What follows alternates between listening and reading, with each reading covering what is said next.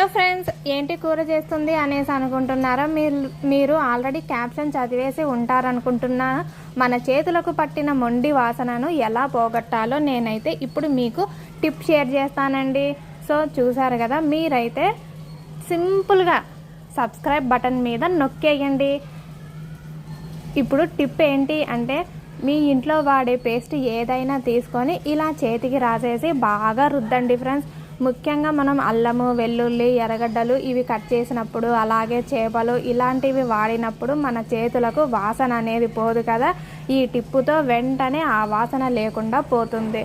So ఇంకెందుకు ఆలస్యము, ఇలాంటివి మరెన్నో మీరు తెలుసుకొని మీ పనులను సులభతరం చేసుకునేదానికి సింప్లీ తేజ ఛానల్ని సబ్స్క్రైబ్ చేసి, లైక్ చేసి, షేర్ చేసి మీ అభిప్రాయాన్ని కమెంట్ పెట్టండి. చూసారు కదా, పేస్ట్ రాసుకొని ఇలా చేతులు కడుక్కోవడమే. చాలా అంటే చాలా సింపుల్.